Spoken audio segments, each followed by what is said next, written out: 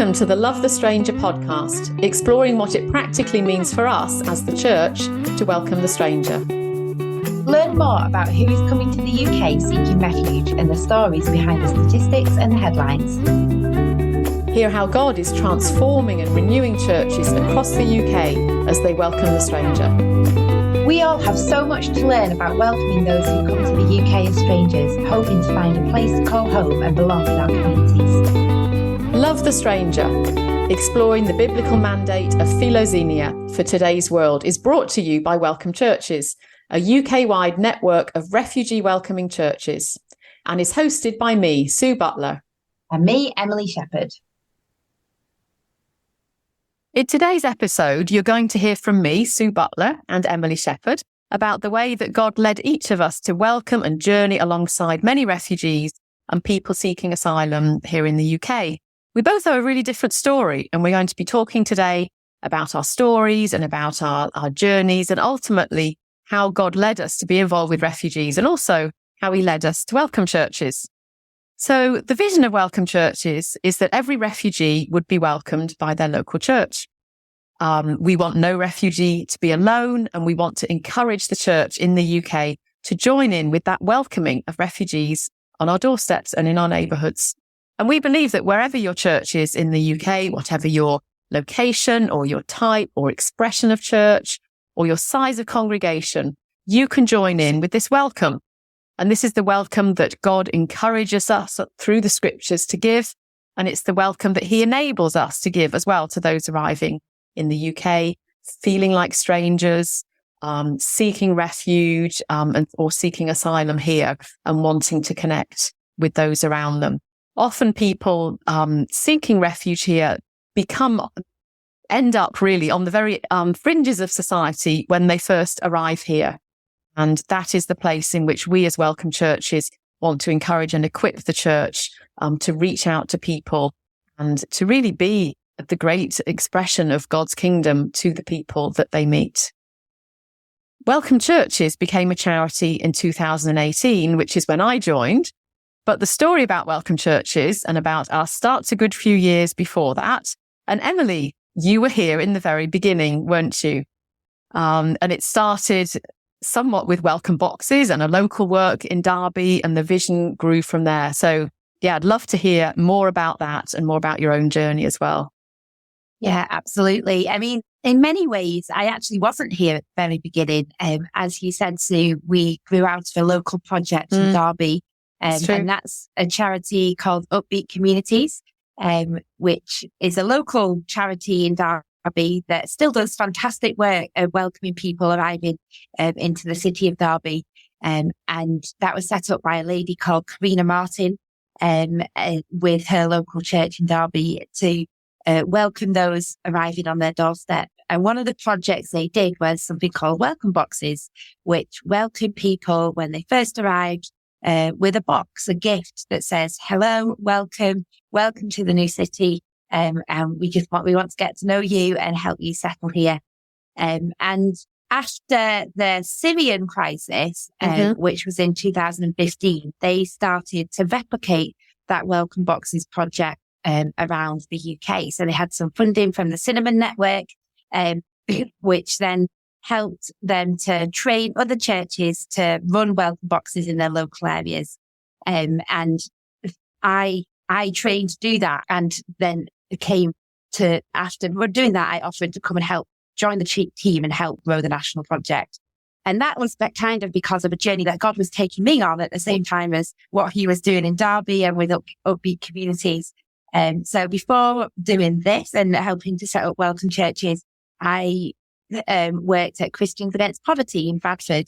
I had worked for them since finishing university, did their internship and then carried on working for them. And in the internship, one of the things that John Kirkby, who set up CAP, said to us as interns was that he thought that God would probably bring people to CAP and see what CAP did for the church and equipping local churches to help people get out of poverty and replicate it for other causes and other things that were needs within our society.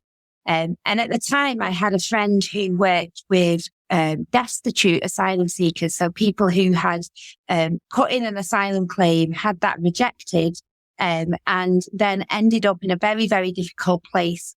So in the UK, the kind of legislation is changing all the time, but then if you had your asylum claim rejected, you were basically evicted from your house and left to your own devices. You weren't deported. You weren't necessarily sent back to the country you came from. You were just kind of not allowed to work, but also not allowed to have a house anymore. So you're really in a very difficult situation. And so I saw this group of people who were very forgotten and absolutely on the edge of our society, and ignored by a lot of the wider society, and just saw the injustice there and how people were not treated fairly. And so I was looking what that meant to equip the church to support people who are seeking asylum, people who had their asylum claims rejected, and people who are seeking refuge as well. And that, as I was on that journey, that's when I met Karina and Upbeat Communities, and offered to come and help grow their national project. And so I saw that they were doing something similar to what God had put on my heart. So I moved to Derby in September 2016, joined the team at Upbeat Communities, and then we went on a journey of exploring what growing a national project looked like. And that led us to set up Welcome Churches, of which Welcome Boxes was a part of it and the project that we grown out of. But we are having these conversations in churches over, you get to welcome these amazing people from all sorts of different cultures and different backgrounds. And a lot of those people become really good friends and you have really good relationships with. And some of those people might want to be part of your church, and that then completely transforms the makeup of your church and how you do church. And, we kind of, God takes us on this journey of his vision for his kingdom, and where every tribe and tongue is welcome. And then people go, and what's in the box? And we're kind of missing the point a little bit. So that's kind of why we went with Welcome Churches rather than just Welcome Boxes, because the Welcome Box is like, it's the hello, it's the initial visual welcome. But then that relationship is so much bigger, and the vision is so much bigger for what happens after that, we hope that Welcome Churches sums it up a bit better. But your journey, Sue, was a bit different to mine, wasn't it?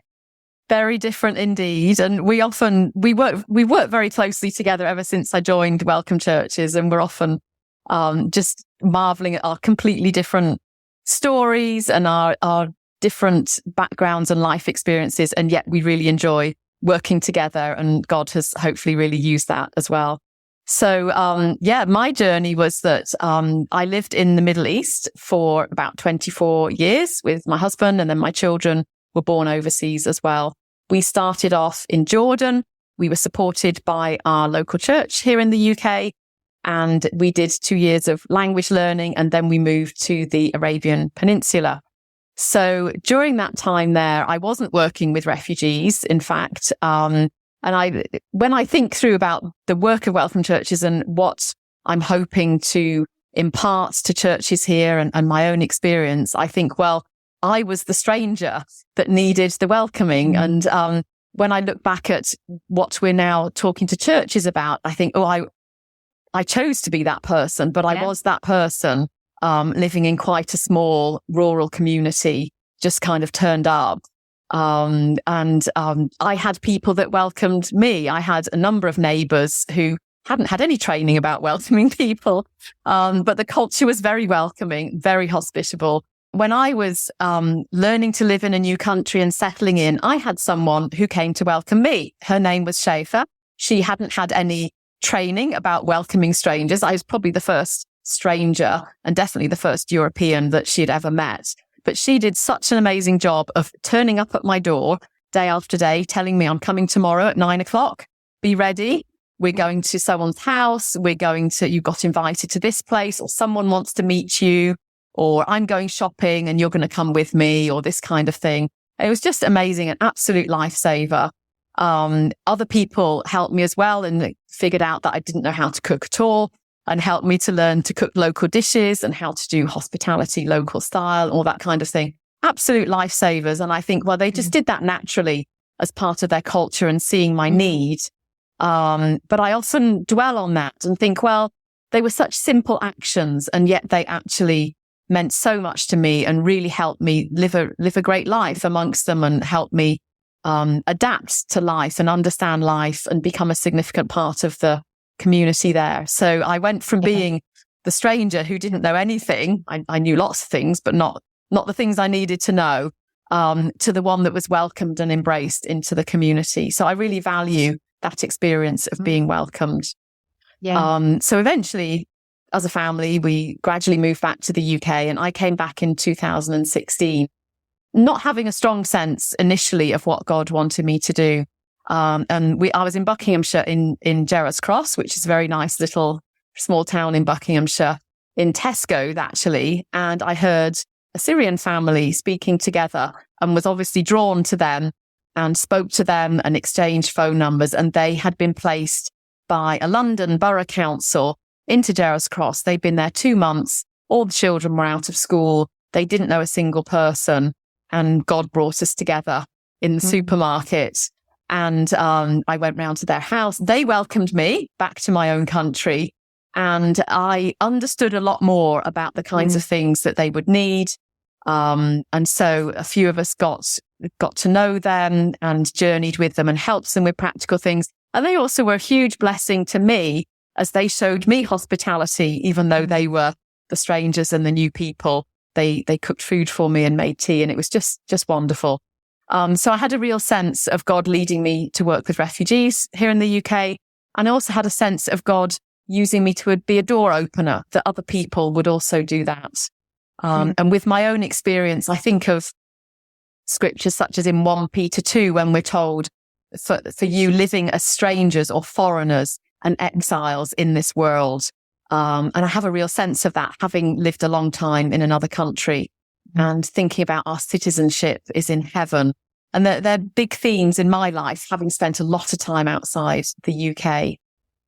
So initially, when I came back, I was looking for how God would lead me. And I ended up working for a national charity who work with refugees. I worked firstly helping mostly destitute asylum seekers. So I saw the very raw edge of the asylum system, with people facing homelessness and people very depressed, and some people had suicidal thoughts, and just the very, very desperate end of that system. And then I also got involved leading the Syrian resettlement, the VPRS project for that city, working with the council. And at that point, that charity gave very, very good training, very precise, very careful training. And as I was looking around in the church, I realized, well, we don't do anything like that in the church. Some churches do, and I've learned that since then. But my impression at the time was, wow, it would be great if we were trained up like this in the church. And then I think both of you have got this. And then we met Karina moment. Yeah. And so I came with a friend up to the Welcome Church's offices in Derby to meet up with Karina. And I also met you, Emily, at that time. And I came away from just a great afternoon. I came away from that meeting thinking I would love to work for Welcome Churches.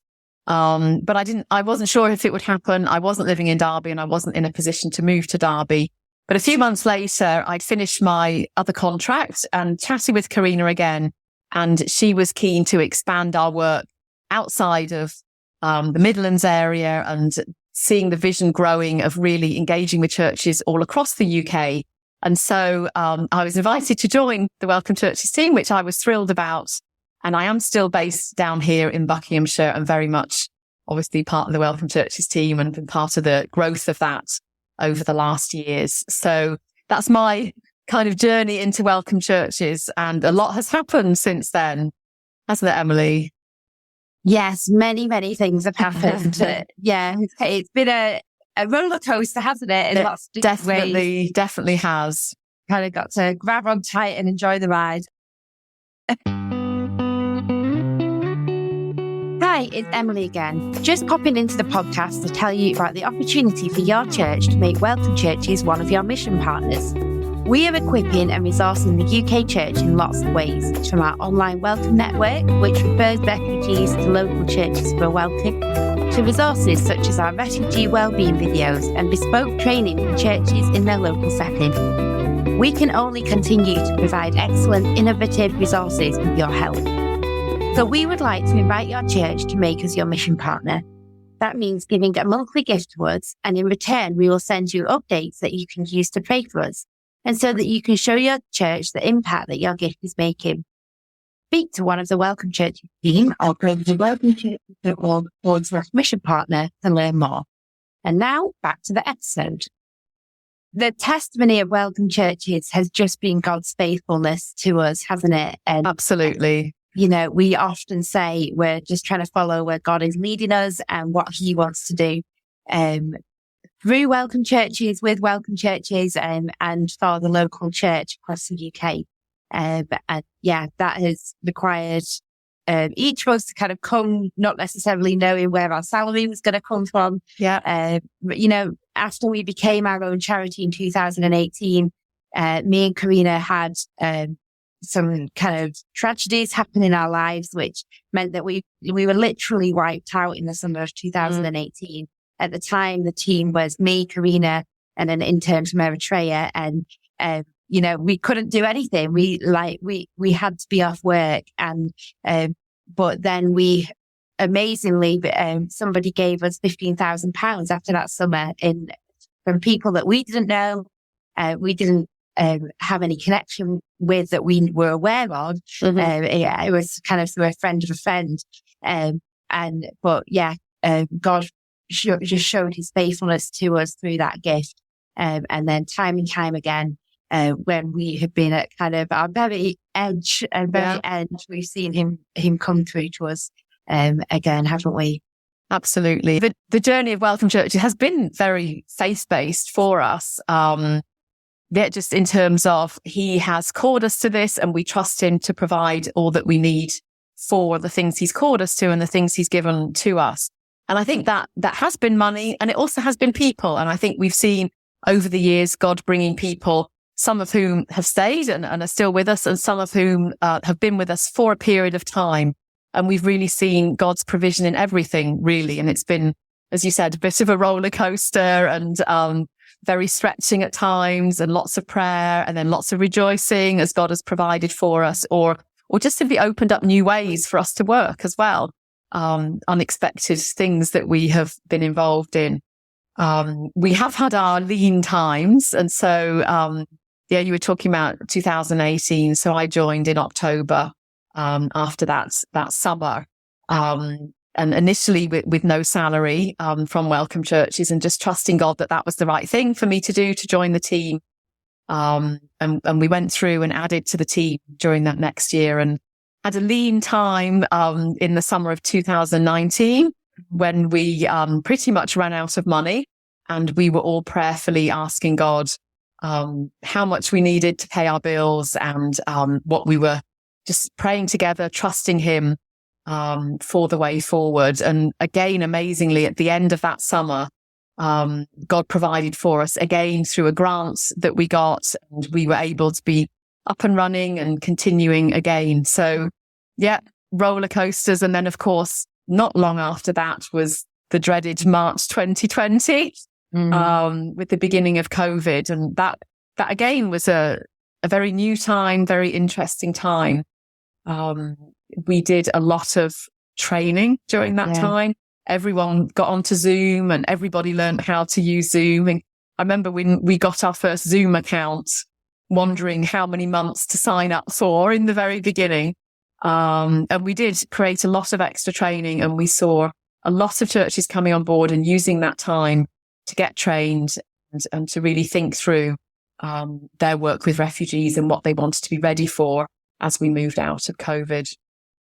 So each year we've kind of just seen there's been something, hasn't there, that we have had to rely on God for and really depend on Him to kind of see us through that thing. And, you know, the expansion that we saw during 2020, move online and like the efficiency that brought, that actually really set us up for what was to come in terms of refugees and people coming to the UK.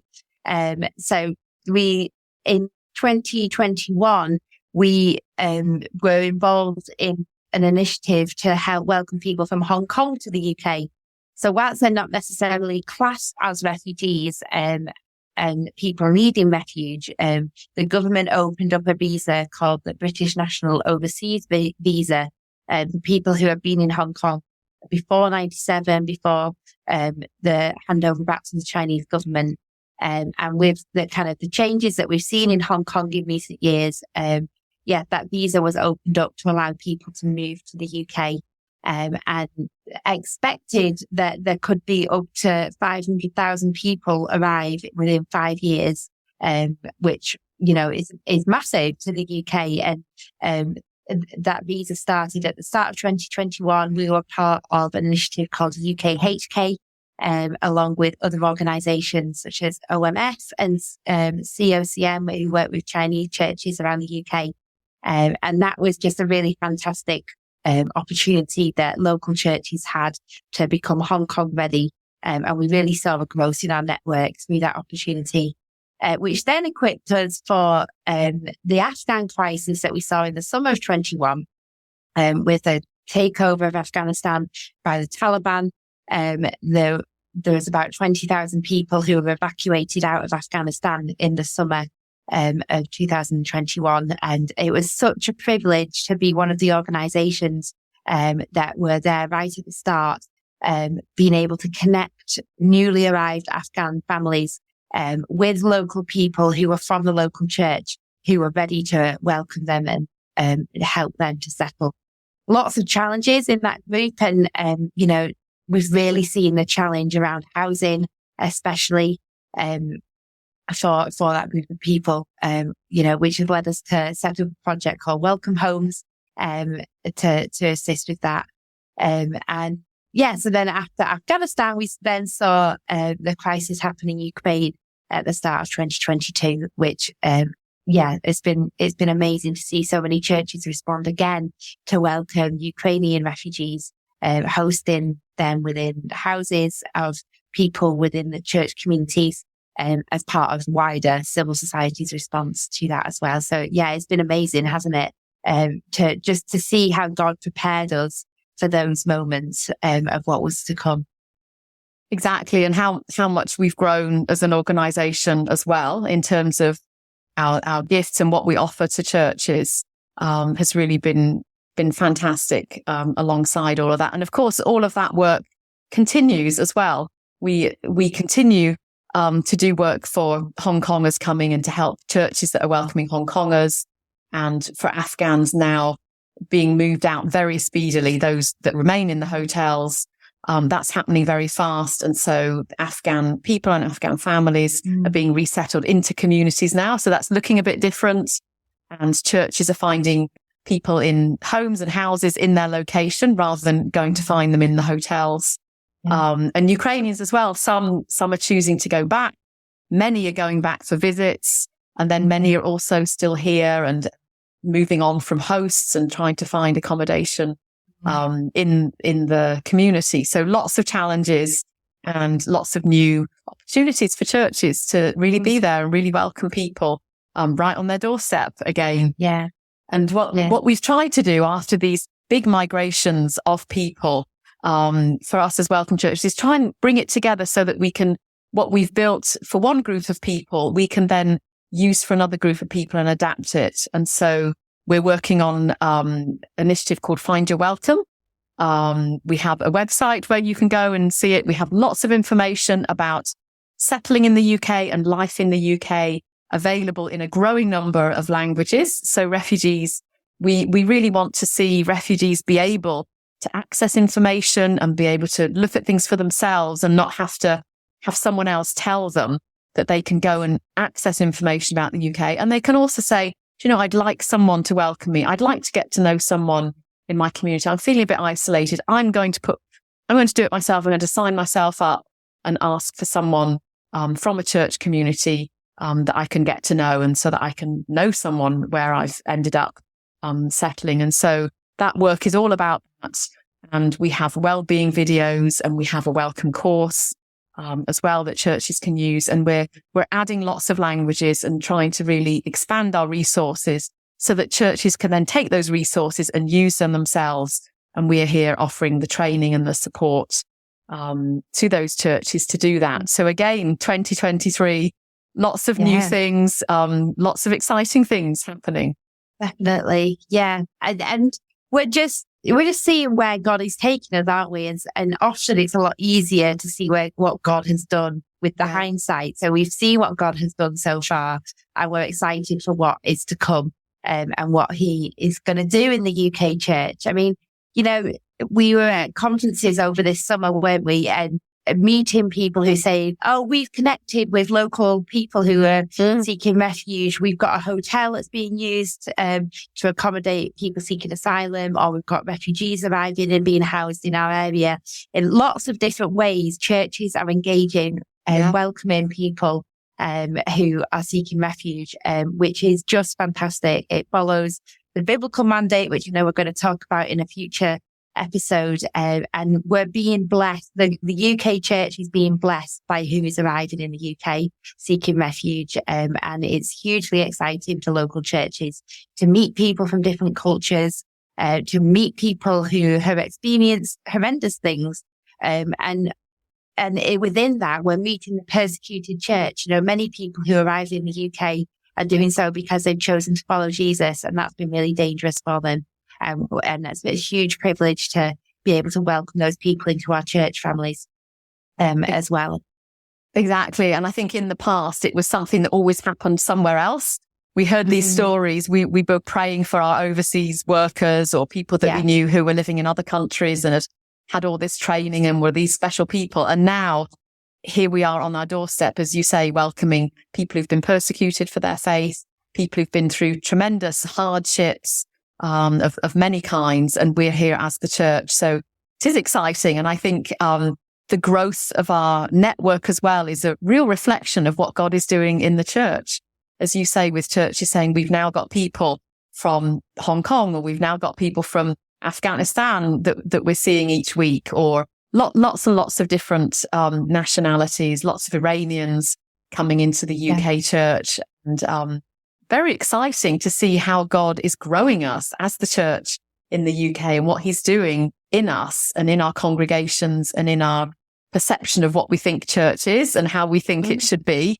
We're having lots of churches are having to rethink that and say, well, here we are as many nations. How should this look different? And I think that's very exciting. And as welcome churches, we also want to look ahead and see what's coming. And as we look at the illegal migration bill and other things that are happening in the government and in terms of policies. We were talking this morning about people who might be in detention more than they have been in the future, and what's going to happen for people as they're detained, and what's the role of the church, and how can we encourage and equip the church to care for those people as well. And so there's going to be lots more challenges, and there's going to be lots more changes. And I think one thing that we've learned is to be very adaptive and to really see what God is doing and the opportunities that God has put before us as the church, and as he leads us as welcome churches to produce resources and produce equipping and to really strengthen and support the church as they go out and welcome all these different people that God is bringing to the UK and into the church as well. Yeah, definitely. I mean, there is so much to unpack there, isn't there? Which is what we hope to do through this podcast, to explore some of the different topics you've been talking about and others as well, of how that looks for local churches to welcome the nations, welcome those who have been through all sorts of difficult things in their lives and needed to seek refuge in the UK. I often say that it should be as normal for a church to welcome people seeking refuge as it is for a church to run a Sunday school or kids clubs, which every church does. It's normal for a church to provide for children, and it should be just as normal for us to be providing for those seeking refuge, as it's what we read in the Bible. which we're going to be moving on to soon. So yeah, it's been great to kind of just be able to revisit some of our journey and remember God's faithfulness to us as Welcome Churches. So we hope that inspires you as listeners. And I hope that inspires you to think, what is God asking of you in this journey of welcome and hospitality? What is happening in your local area? And what might you need to be ready for in the future as well? Very exciting. We look forward to hearing your stories and do let us know when you have encouraging stories or stories about what God has done in your church or through your church. We would love to hear from you. Thank you for listening to the Look Stranger podcast, a podcast brought to you by Welcome Churches. You can find out more about Welcome Churches' work, including how to donate, at welcomechurches.org. Please like, review, share and subscribe to our podcast to help us spread the word.